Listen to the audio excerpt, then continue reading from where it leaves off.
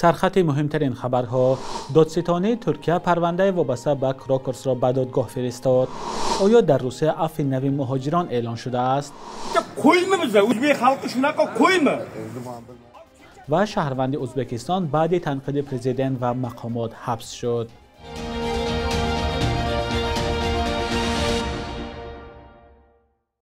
درود بینندگان عزیز، برنامه نوید بامدادی است که با آخرین خبرهای تاجیکستان و جهان تقدیم شما می شود. امروز 3 ژانویه سال 2025 است. دادستانی ترکیه علیه 5 نفر که به قبل مفتشان با تاجیکان گمانبر به حمله به تالار کراکرسی روسیه تماس داشتند عیب اعلان کرد. خبرگزاری انادولو روز 2 ژانویه نوشت این افراد به عضویت در داعش یا گروه تروریستی دولت اسلامی متهم هستند. به حافظ جان عثمانوف، مطیع الله اسایف، رحمت الله صالحوف، محمد رحیم فیضوف و حمزه محمد تا 15 سال زندان تهدید میکند. مقامات ترکیه شهروندی آنها را آشکار نکردند، ولی رسانه‌ها محمد رحیم فیضوف را زاده تاجیکستان نوشتند. به اطلاع دریافتی رادیوی آزادی، محمد رحیم فیضوف برادر محمد صابر فیضوف یکی از گمانبران حمله به کراکرس در مسکو است. به گزارش انادولو، محمد رحیم فیضوف و حافظ جان عثمانوف با سید اکرم رجب علی زاده و فریدون شمس‌الدین، دو گمانزد حمله به کراکرس، تماس مستقیم داشتند. یک مدت در یک خانه در استانبول ایستادند. موقع دستگیر شده ها معلوم نیست. همه این افراد پس از حمله مرگبار به کراکرس دستگیر شدند. مقامات گفتند که آنها تلاش داشتند از ترکیه به ایران و برخی سپس به افغانستان بروند. دادگاه استانبول پرونده را پذیرفته است، ولی روز محاکمه هنوز معلوم نیست. بینندگان عزیز، تفصیلات پوره این خبر را در سامانه رادیوی آزادی با نشان آزادی.org مطالعه کنید.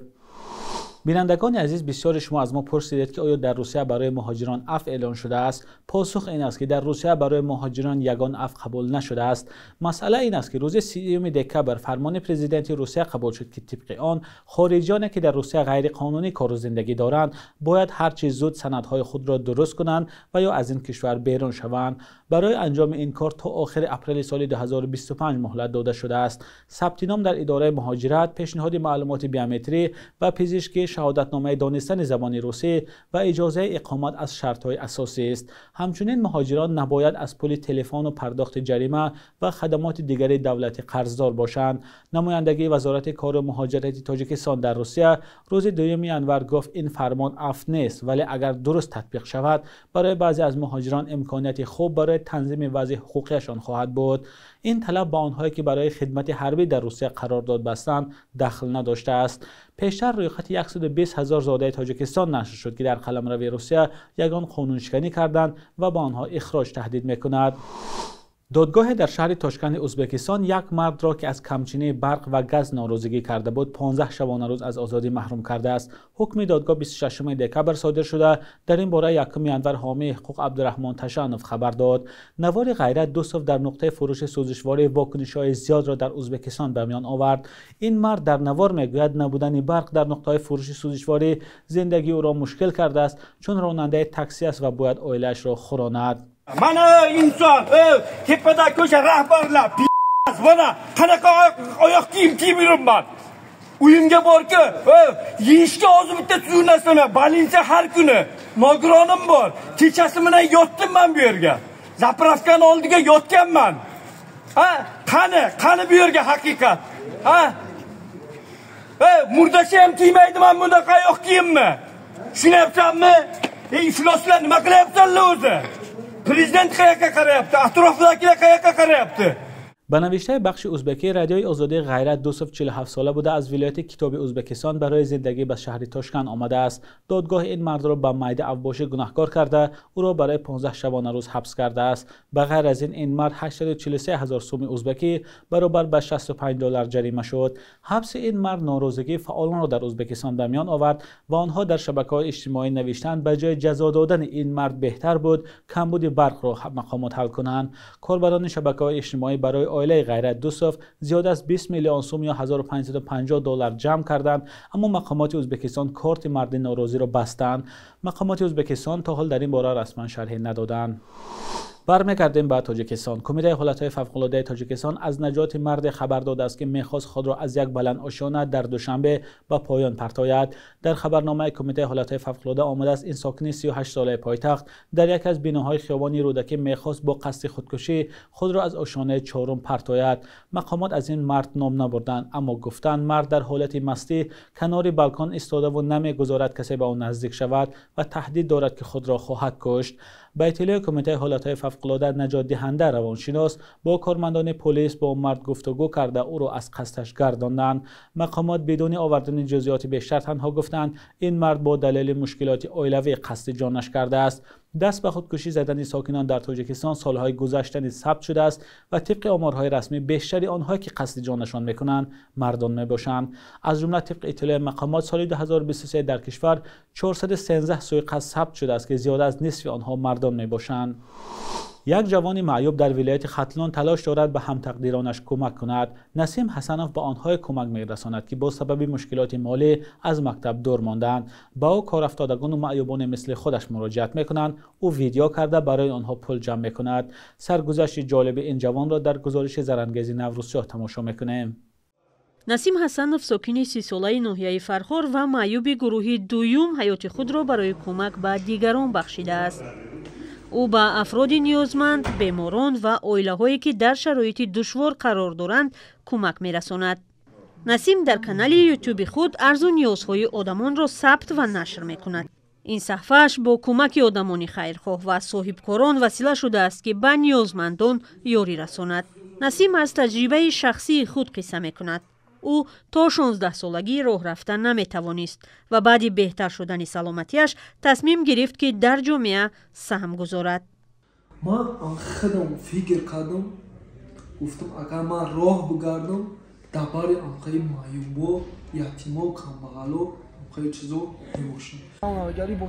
تنها در یک سال اخیر با تشبث نسیم به زیاده از 20 خانواده کمک رسانیده شده است. در طول 4 سال فعالیت بلاگریش او سبب شده است که صاحبکاران به آدمان زیاد منزل و دیگر کمک ها پیشنهاد کنند. یک دختره که قدی 5 گلان داشت، یک اویله را ما ویدیو کردیم، شوهرش جدا بود، در کوارتیر زندگی میکرد. ما ویدیوش کردیم، الحمدلله اما گفت که نان خوردن نداره. نموده بوده گفت نان خوردن نداره. گفت اکا ما پشک نداریم که مکتب بریم.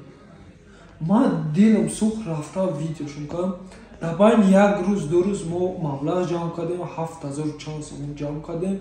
نسیم حسنوف میگوید که کانال یوتیوب خود را تنها برای کمک به کار افتادگان نگاه می‌دارد، هرچند این پلتفرم به او درآمد نمی‌آورد. وقتی که روسیه قطع اوکراین جنگ شد دیگه ما را مبلغ ندادن. من سه تلفن مقصد سایت ما را کشتن. هر روز به نسیم مراجعت میکنند، اما او تنها پس از تحقیق حالتهای واقعی نیازمندان ویدیو ثبت میکند و نشر مینماید. نسیم زندگی خانواده و 3 فرزندش را از درآمد تعمیر تلفن‌ها در یک دکان بازار فرخار پیش میبرد.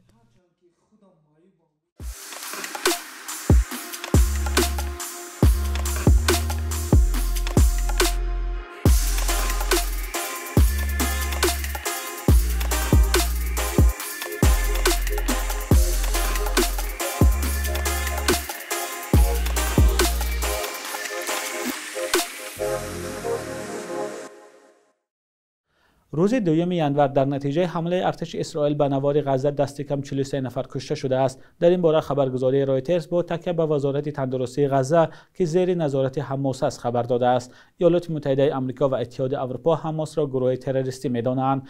منبع میگوید 11 کس که در میانشان زنان و کودکان هم بودند در ناحیه المواسی کشته شدند. این ناحیه پیشتر منطقه امن اعلان شده بود. به اطلاع منبع 26 کسی دیگر در منطقه خان یونس به هلاکت رسیدند.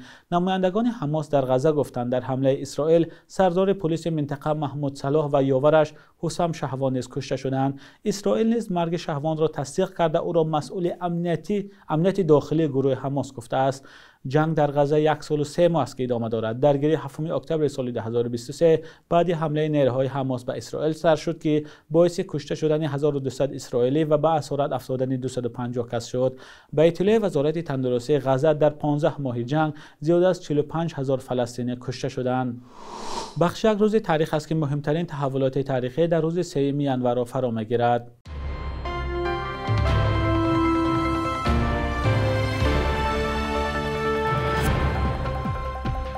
3 январи соли 1880 таваллуди охирин амири Бухоро Олимхон аст.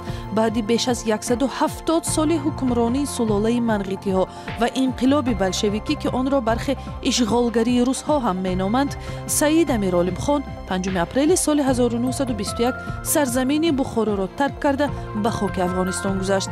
давраи Олимхонро таърихшиносон аз ҷумла рӯшанфикрони мисли Аҳмади Дониш барои фасод ва рукуди ахлоқиву идорӣ интиқод мекунанд. аморат рисолаташро дар ҳифзи арзишҳои исломӣ медид. Амир Олимхон соли 1944 дар Кобул даргузашт ва охирин васияти ӯ интиқоли ҷасадаш ба Бухоро ҳеҷ гоҳ иҷро нашуд. аз январи соли 2011 дар Тоҷикистон синни ақди никоҳи шаҳрвандон 1 сол боло бурда шуд, яъне ба духтарон иҷоза шуд ки аз 18-солагӣ оила барпо кунанд. як далели мақомот пешгирӣ аз пошхӯрии оилаҳову талоқҳои барвақтӣ ва далели дигар кӯмак дар идомаи таҳсили духтарон баъди хатми мактаби миёна гуфта мешуд.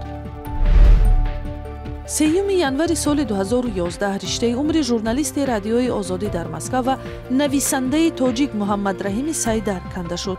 ӯ яке аз муборизони мақоми давлатӣ гирифтани забони тоҷикӣ ва бозгашт ба хати Ниёгон буд.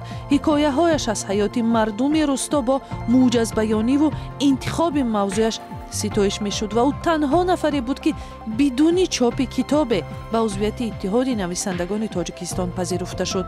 охирин маҷмӯаи гаҳвораи нозаш баъди марги ӯ чоп шудааст.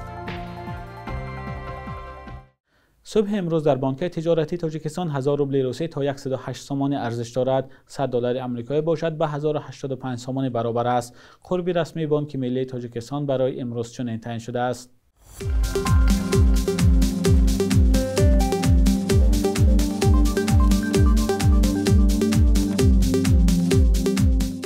بینندگان عزیز، این آخرین برنامه نوید در هفته روان بود. در روزهای استراحت خبرهای آخرین را از سامانه رادیوی آزادی با نشان azadi.org دریافت کنید. تا هفته آینده در پناه خدا باشید.